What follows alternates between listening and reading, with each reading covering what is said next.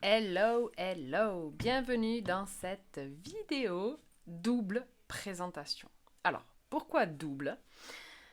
Parce que je vais te faire un comparatif, une présentation comparative entre deux decks d'un même auteur, qui sont au départ censés être les mêmes decks, mais on va aller voir ensemble les petites subtilités qu'il y a entre les deux.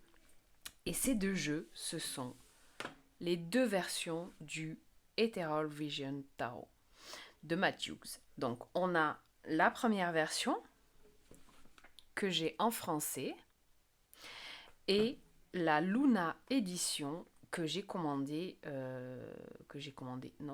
acheté directement quand j'ai fait ma petite excursion au Pays Basque et que j'ai été voir Nicolas dans ses bureaux du Salon des Arcanes. Et donc je me suis procuré la version Luna. Je vais donc te présenter les petites similitudes et les disparités qu'il peut y avoir, les différences qu'il peut y avoir entre ces deux tarots. Alors, on va commencer par les guidebooks. Alors, du coup, j'ai une lacune. Non, c'est juste que je l'ai en français, donc par les éditions Exergue, avec le guidebook en français. Donc, n'ayant pas la version en anglais, je te laisse me dire si le guidebook anglais de celui-ci est dans la même configuration que celui-là, ou si on est très sincèrement dans la version un peu pauvre de Exergue, qui a vraiment fait un guidebook pratico-pratique. Voilà. Sur la version ici, on est chez US Games. On a quelque chose de beaucoup plus complet, de beaucoup plus fini à mon sens, avec les photos couleurs des arcanes mineurs et carrément une page entière pour les arcanes majeures. Donc au niveau du guidebook, si je dois comparer les deux, là on est vraiment sur quelque chose de très léger. Voilà, on est sur du succinct, sur du pratico-pratique. Voilà, on n'a pas le côté voilà, complet et fini qu'on peut trouver dans celui de chez US Games. Donc, je te laisse un peu voir la différence. Hein, mais si quelqu'un peut me dire, si toi tu as l'info, si tu l'as dans sa version anglaise, celui-ci, je suis curieuse de savoir si le guidebook est du même acabit que celui-ci. Voilà. Donc on va les laisser de côté parce que bon, très honnêtement, on n'est pas tellement là pour le guidebook. Enfin, moi perso, c'est surtout pour te montrer les cartes que j'ai voulu te faire cette vidéo. Donc on va mettre les boîtes de côté. Après, voilà, hein, on est sur le même style, même si on n'est pas sur les mêmes. Là, on est chez Trade Lignel et là, on est chez US Games, donc on a quand même une différence visuelle, mais on est quand même sur la même qualité de boîte. Ok, donc on met ça de côté. Et donc, on va se plonger un petit peu plus dans les cartes. Alors, je suis très mauvaise en zoom, hein, je suis pas ingénieur vidéo. Donc je sais pas si je vais me prendre le risque de faire un zoom parce qu'il y a moyen que je te foire tout, tu vois, parce qu'en plus c'est le soir. Et comme je disais tout à l'heure dans une conversation privée, quand c'est le soir et que je suis fatiguée, je dis et je fais beaucoup de conneries. Voilà, c'est dit à tes risques et périls. Donc je vais me contenter de faire le comparatif en te montrant les cartes comme ça. Donc la première différence, évidemment, c'est le dos puisque sur la Luna édition, on a donc ce rapport à la Lune, au cycle lunaire. On a vraiment ce violet bleu marine, indigo, je ne sais pas comment t'expliquer, mais on est vraiment sur une couleur très sombre, très lunaire au final, avec les tranches neutres. Et sur la version classique, est-ce que je dis classique? Oui, c'est la première version, donc c'est la classique, on va dire. On a aussi des tranches neutres et là on a un dos qui est beaucoup plus terrestre, qui me fait plus penser moi à la terre entre guillemets de par déjà les feuillages et puis voilà ce truc rond cette tu vois ça commence, je dis des conneries, cette illustration là, ce dessin que tu as ici, moi j'ai une vibe plus terre entre guillemets sur celui-ci. Donc on va les retourner. Je les ai classés tous les deux. Et on va aller explorer ensemble les différences entre les cartes. Alors, là, tu le vois peut-être pas forcément. On a quand même une différence au niveau du cardstock. Là, on a quelque chose de plus fin. Alors, on sait pourquoi. Parce que les anglophones ou les Américains, en général, ils aiment bien faire du shuffle façon poker. Donc, les cartes sont toujours un tout petit peu plus fines. Ici, alors attends, on va essayer. Voyons si je peux. Ouais. Voilà, tu vois, il y a quand même une légère surépaisseur sur la version française. Pareil, si tu as la version originale, dis-moi si le cardstock est aussi épais que sur la version française.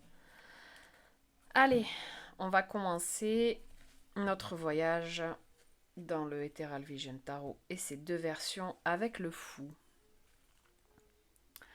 Donc sur le fou, à part petite différence de teinte sur l'intérieur de l'ombrelle du fou, on a la même chose. On est donc sur un multicolore ici et que sur du doré, il veut pas, si, là, voilà, on n'a que sur du doré sur cette version-là. Donc là pour l'instant, on n'a pas une grande différence. Là où ça commence à être sympa, attends, toi je te pousse un peu.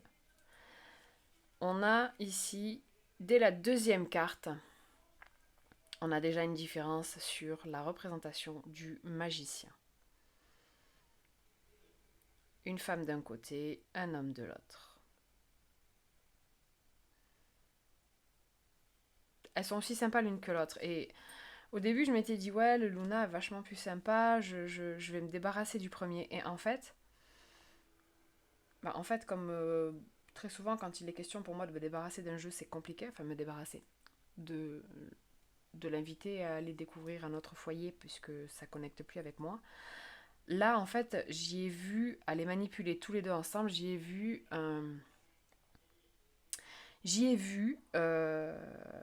une complémentarité de fou, en fait, et à travailler les deux ensemble, ils sont incroyables. Vraiment. La grande prêtresse, c'est la même, comme tu peux le voir. L'impératrice change. Elle est très belle, celle-ci. Celle-ci, elle va être un petit peu plus classique, entre guillemets. Mais j'aime beaucoup l'idée, voilà, d'avoir choisi de mettre de la couleur. L'empereur change aussi.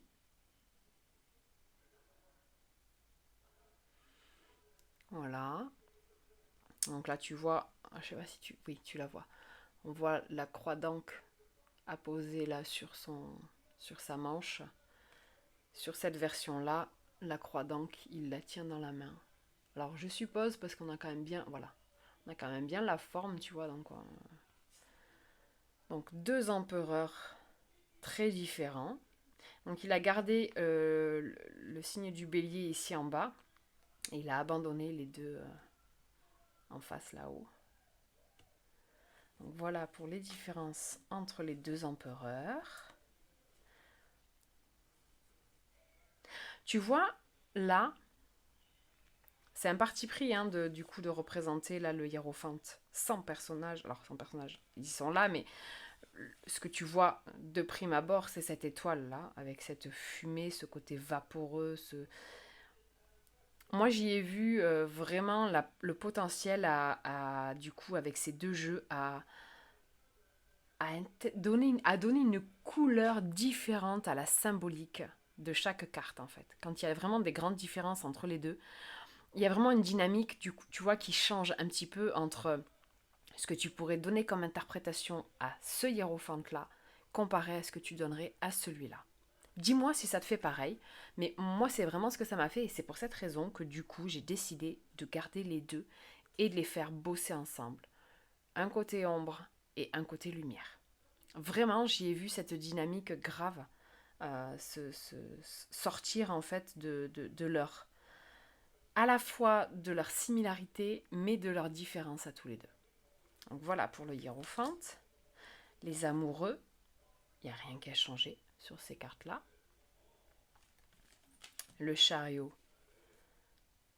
c'est pareil. Alors quand les cartes sont identiques, en fait, que l'illustration n'a pas été changée, on a quand même une différence de tonalité. On a des couleurs qui sont un peu plus sombres. Là, la vraie seule différence qu'on peut voir entre ces deux cartes, c'est que là, les petites étoiles, tu vois, sont beaucoup plus prononcées. Là, on a vraiment juste des petites taches. Ici, elles ont été mises en lumière, entre guillemets, par le côté holographique, que là, elles sont juste, c'est des petits points blancs. Donc, même si on a, encore une fois, une illustration qui est identique, pour moi, ces deux chariots n'ont rien à voir, en fait. Dis-moi vraiment en commentaire, ça m'intéresse de savoir ce que tu penses de cette comparaison de ces deux decks, parce que, en fait, j'ai pas vu, c'est pour ça que je fais cette vidéo, c'est parce que je n'ai encore pas vu de comparaison, de review de comparaison entre ces deux decks. Alors probablement qu'il y en a déjà quelqu'un qui en a fait une, mais je l'ai pas vue. Donc dis-moi ce que tu en penses, ça m'intéresse beaucoup. La force, pareil, on a un changement sur le personnage, on a le signe là de l'infini qui est absent sur cette version-là.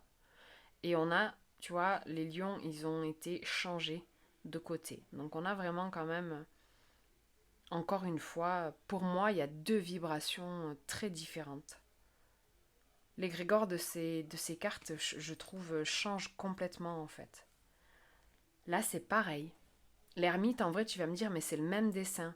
Ouais, mais il y a un côté, je sais pas, c'est l'utilisation des couleurs du coup qui ont été changées, qui ont été accentuées, le côté sombre qui est un peu plus présent. Et du coup, je trouve vraiment ces deux jeux très très intéressants et surtout de les faire bosser ensemble. La route fortune.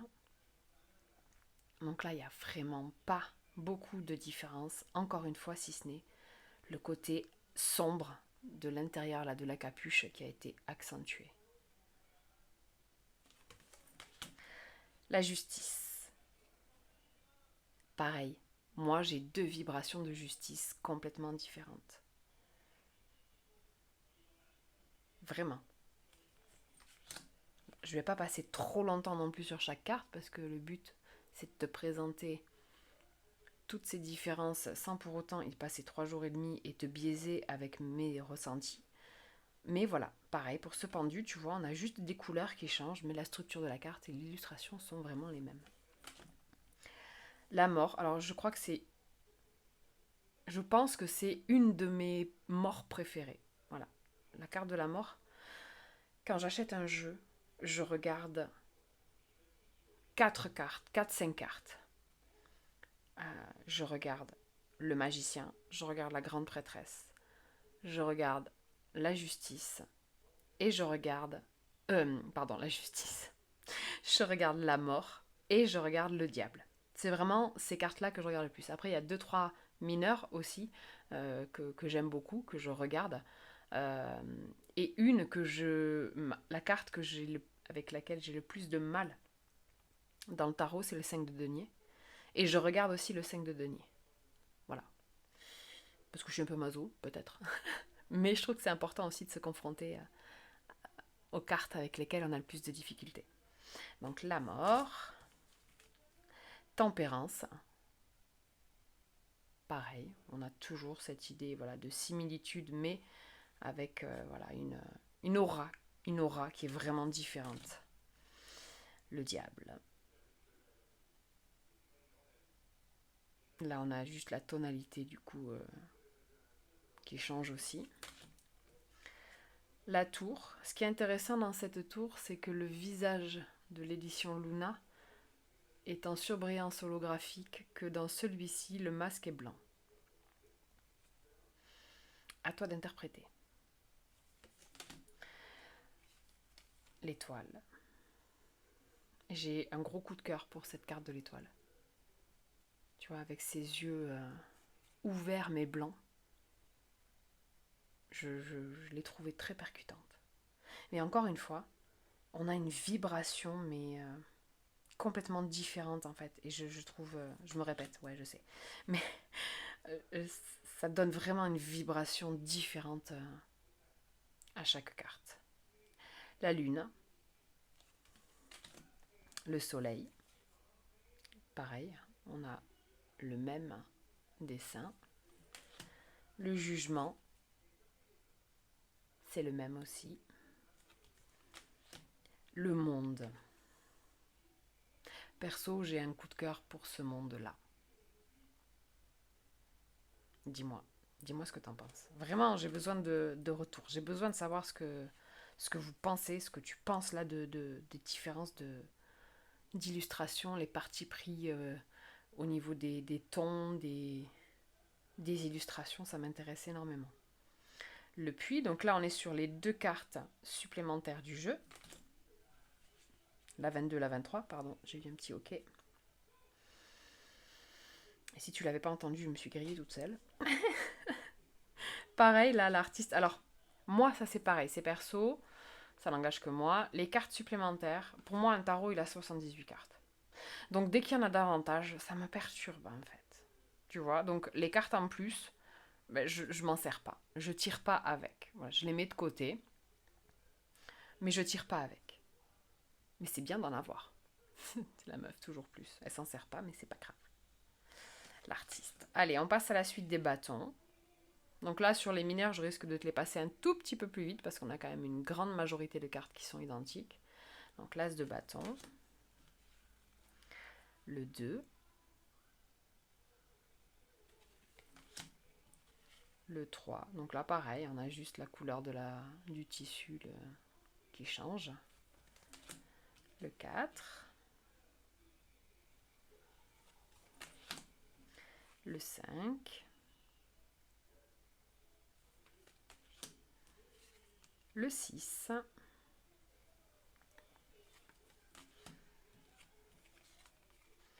le 7.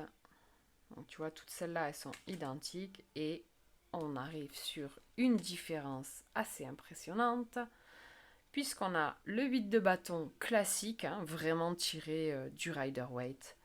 Et sur la Luna Edition, on a cette femme-là, ce cavalier avec ce cheval qui est lancé au galop, avec toute cette fumée-là, ce côté vaporeux. Elle a ses... Elle a 8 bâtons, 7 bâtons pardon, dans sa besace et puis le 8e dans la main. Donc avec voilà, cette notion de sévérité, de rapidité, de nouvelles, de déplacement, de voyage.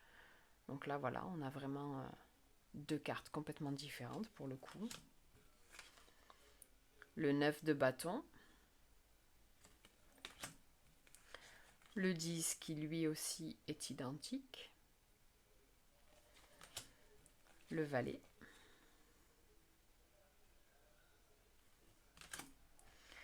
Le cavalier.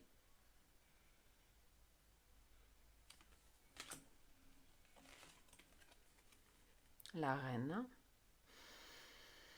Donc là, pareil, ben, d'habitude où tout est un petit peu plus sombre sur la Luna Edition, là, c'est le chat, du coup, qui dénote, puisque le chat de notre reine de bâton est un petit peu plus sombre sur la version classique que sur l'autre.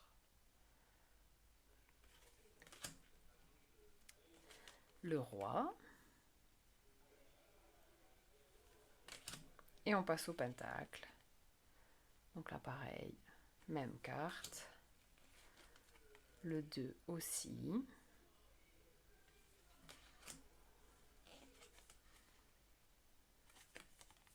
Je regardais un truc du coup, et oui, même si tu vois, ça reste... On est sur Très Daniel, mais je pense que c'est eux qui doivent travailler tous les US Games, puisqu'on a quand même... Ils ont gardé quand même, tu vois, le copyright. Tu le vois pas, parce que je te fais un zoom de merde. Non, là tu dois le voir. 2017 US Games. Bref, c'était absolument hors de propos, mais c'est pas grave. On s'en fout. Le 3 de pentacle, pareil, on a un côté plus sombre sur la Luna Edition. Là, le Luna Edition, la Luna, je sais pas, il est trop tard pour réfléchir à ce genre de truc. Oui, ça m'arrive, je suis désolée, je te disais, quand je suis fatiguée, je pense à voix haute et je dis beaucoup de conneries, donc peux mettre de la musique si t'as pas envie de m'entendre parler. Le 5 de pentacle. Le 6. Le 7. Avec le 8 qui se fait la malle derrière. Mais vraiment, ouais, je leur trouve des vibrations très différentes. Et pourtant c'est... Grosso merdo, on est quand même sur les mêmes cartes, tu vois, surtout sur les mineurs. Mais je sais pas, il y a une vibe vraiment différente. Le 10. Le valet. Allez, une similitude et pas des moindres. On a un cavalier de pentacle, Luna Édition, qui quand même est plus connoté féminin que masculin.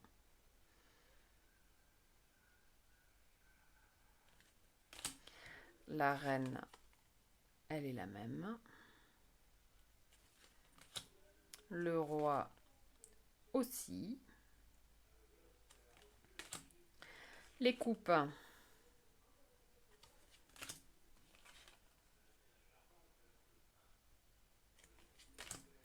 Le 3. J'espère que mon micro fonctionne bien et que tu n'entends pas le fond de film qui est en train de regarder mon chéri. Fermez la parenthèse. Le 5 de coupe. Le 6, pareil, c'est net identique. On a juste un petit switch sur le deuxième enfant. Le 7 de coupe. Pareil, tu vois, on a cet effet... là, le masque est en surbrillance holographique. Je vais arriver à te le dire. Tu sens que je fatigue. Et là, il est blanc. Pareil que sur la tour tout à l'heure. Le 8 de coupe. Le 9. Le 10. Donc voilà, là pour moi on a clairement du parti pris sur celle-ci. Je sais pas ce que t'en penses, mais pour moi ce personnage est nettement plus féminin du coup. Donc c'est ça que j'aime bien aussi, c'est le côté mixité de genre et d'ethnie en fait que je trouve vraiment super sur le Luna Edition.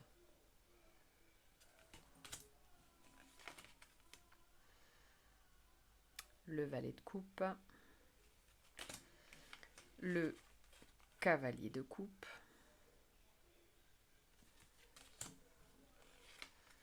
La reine. Le roi de coupe. Et on passe sur les épées, la dernière suite. Le 2.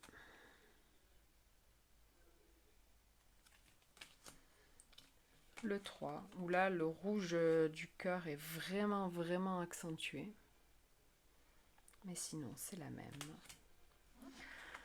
Le 4, pareil, on a un changement assez radical là, sur ces deux cartes-là. Un homme chevalier ici, là on a une femme. Puis cette fleur de lotus là, je la trouve magnifique. Le 5 d'épée, viens là toi.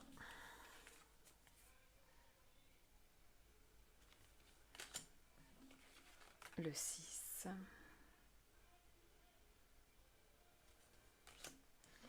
Le 7.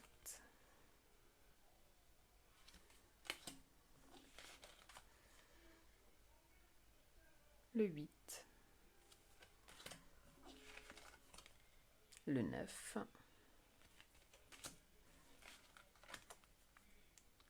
Le 10.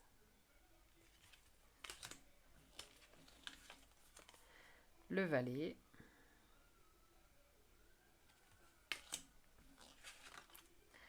Le cavalier d'épée. Changement sur la reine d'épée. Et aussi sur le roi. J'aime beaucoup ce roi d'épée. Voilà, voilà. J'ai fait le tour des 2 jeux. Alors, on va faire un petit truc si tu veux. Je vais retirer les 2 cartes du coup supplémentaires des 2 jeux. Et on va aller chercher pour voir comment, pour te montrer un petit peu comment ça peut fonctionner. On va aller chercher du coup une énergie dans le côté un peu dark, tu vois, en ombre. Qu'est-ce qu'on a à travailler? Qu'est-ce qui serait nécessaire d'aller regarder dans le côté ombre? Et qu'est-ce qui pourrait nous aider avec le côté lumière? Alors, je vais passer en accéléré. Je vais mélanger les 2 jeux parce qu'ils sont dans l'ordre, donc je vais prendre le temps de bien les mélanger. Je vais t'épargner ça, donc je vais faire un petit passage de vidéo en accéléré et on se retrouve après pour le choix des 2 cartes. Allez, suite!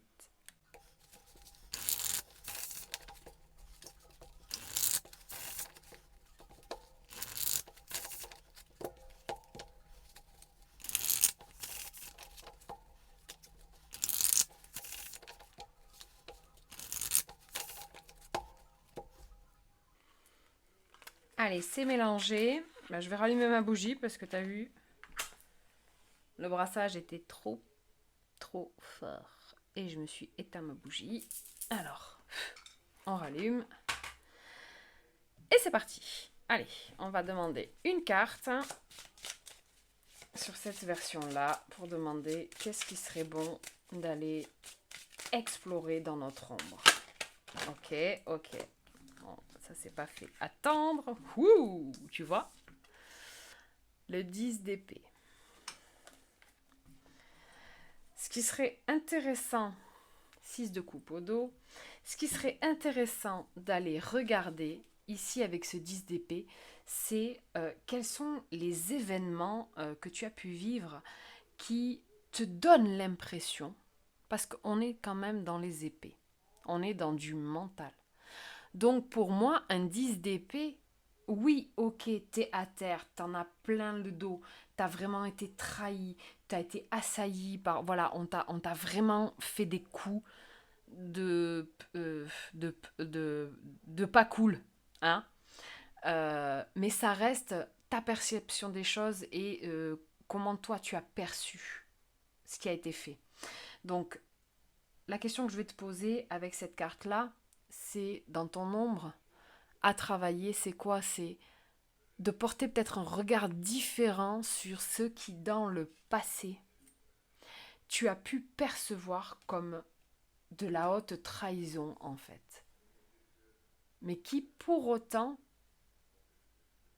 t'a permis de mettre quelque chose en lumière, ou en tout cas, t'es pas resté sur ce 10 d'épée, t'as avancé, tu t'es relevé. Mais qu'est-ce qui, en fait, a été tellement souffrant pour toi que ça a mis du temps à cicatriser?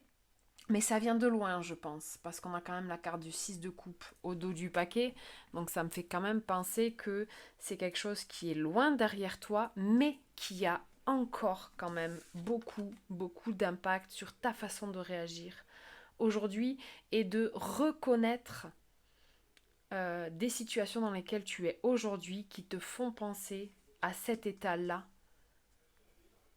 vécu, subi, perçu comme tel dans ton enfance.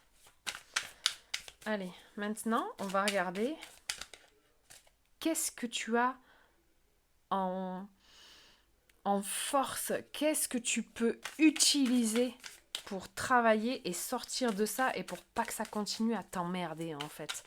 Pas que ça continue à te freiner aujourd'hui. Quelles sont tes forces du coup? Oh, tu vois, ils parlent hyper bien ensemble. La tempérance. Je te disais, oh, et le 10 de pentacle. Je te disais tout à l'heure avec cette carte-là qu'on avait cette idée, là de quelque chose que tu as pu subir ou percevoir euh, comme, comme une haute trahison ou des hautes trahisons. Mais ce que tu as en toi qui peut t'aider à mettre ça derrière, en fait, c'est ta capacité justement à mettre de l'eau dans ton vin et à te dire ok, oui d'accord, ça a été souffrant, ça m'a bouffé, ça m'a foutu par terre, et puis ça fait longtemps, et machin, j'ai cette sensation là de truc de ruminer quelque chose en fait. Mais là ce qu'on te dit avec la carte de la tempérance, c'est que il y a peut-être à mettre en balance que sans ces événements, sans ces trahisons, sans la perception négative que tu as eue de certains événements que tu as traversés, que tu as vécus, tu ne serais pas la personne que tu es aujourd'hui. Tu ne serais pas en mesure, là, avec ce 10 de Pentacle, peut-être de transmettre quelque chose à tes enfants, à tes proches, peu importe à qui, à n'importe qui, en fait, à tout le monde. Mais il y a quelque chose en fait que tu peux retirer de ça pour ne plus voir ce 10 d'épée comme étant le truc qui t'a bousillé la vie, qui t'a ci, qui t'a là. Parce que dans tous les cas, ce 10 d'épée ne serait pas intervenu, tu ne serais pas la personne que tu es aujourd'hui. Et malheureusement, c'est toujours les trucs les plus chiants, les trucs. Et puis il y a la mort derrière en plus, tu vois, et le 3 d'épée. Ok. Donc pour moi, il y a vraiment, tu vois, là, cette notion de juste équilibre entre le oui, ok, d'accord, ça m'a bouffé, j'ai morflé, c'était vraiment pas top, c'était pas juste, c'était pas justifié, tout ce que tu veux, mais en attendant, tu ne peux pas l'effacer, c'est là. C'est là, mais ce qui t'est demandé, c'est de pas ressasser ce passé-là, parce que le 6 de coupe, ça parle quand même du passé, de la nostalgie, de l'enfance. Le 10 de Pentacle, il parle de capacité à léguer quelque chose. Donc, mine de rien, ça là permet ceci. Donc, tu dois, pour moi, porter un regard un petit peu plus doux sur cet événement, sur cette situation, sur voilà, cette situation. Je sais pas de quoi je parle. Toi, tu le sais. Ça résonne. Alors, c'est un tirage général que je fais. C'est juste pour te montrer un petit peu comment tu peux travailler avec ces deux decks l'un en face de l'autre. Mais toi, tu sais ce que ça fait résonner chez toi. Mais il y a cette idée-là d'apporter un petit peu un regard plus doux, tu vois, d'apporter un peu plus de douceur à ça. Et de se dire, ouais, ben finalement, avec le recul, si j'avais pas dû passer par ça, je ne serais pas là. Je ne serais pas dans la capacité de léguer quelque chose à mes enfants, à mes proches, j'en sais rien, à qui tu aimes, à qui tu as autour de toi. Mais il y a cette capacité-là de mettre de l'eau dans son vin et d'apaiser un petit peu cette rancœur que tu peux avoir vis-à-vis de cette situation passée et qui t'a pas mal foutu par terre. J'en conviens, mais en attendant, t'es pas resté par terre. Et c'est ça qu'il faut que tu mettes en avant. Pas le fait que tu sois tombé, le fait que tu te sois relevé. C'est tout pour moi. Voilà, voilà. Donc, écoute, ça m'a fait super plaisir de te faire cette double review, présentation comparative, patati patata, entre ces deux superbes jeux que sont donc les versions Luna et classique du Ethereal Vision Tarot de Matthews. Je ne sais pas à l'heure actuelle si Nico a toujours sur son site la Luna Edition. Je ne sais pas s'il avait celle-ci, je crois que oui. Après, je sais que comme c'est du US Games, je sais qu'il a la possibilité du coup de se réapprovisionner. Donc, si jamais tu les voulais, il faut se rapprocher de Nico, savoir si tu as envie de te fournir chez lui, bien évidemment. Voilà, moi c'est en priorité chez lui que je vais chercher, acheter, trouver mes petits bijoux. Voilà, après quand c'est du mass market, entre guillemets, et qui ne l'a pas, ben, j'ai aucun scrupule à aller acheter sur Amazon, ou je fais énormément de belles trouvailles aussi sur Vinted. Donc voilà, n'hésite pas à lui poser la question si jamais tu es intéressé par l'un ou l'autre, ou les deux versions du Ethereal Vision Tarot de Matt Hughes. Je te souhaite une très belle soirée. Je t'invite à me dire en commentaire comment tu as trouvé cette présentation, si ça t'a apporté quelque chose, si ça t'a donné des informations un petit peu plus éclairées sur les contenus des cartes, les différences entre les deux jeux. Et voilà, et me laisser un petit commentaire pour me dire comment tu les as trouvés, est-ce que tu trouves sympa de les faire travailler ensemble.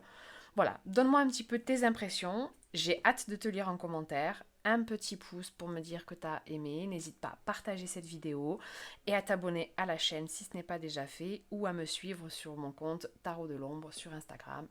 Je te souhaite une très belle journée, soirée, je ne sais pas à quelle heure il est au moment où tu regardes cette vidéo, mais pour moi il est l'heure d'aller me coucher. Je te fais des bisous et à bientôt. Ciao ciao.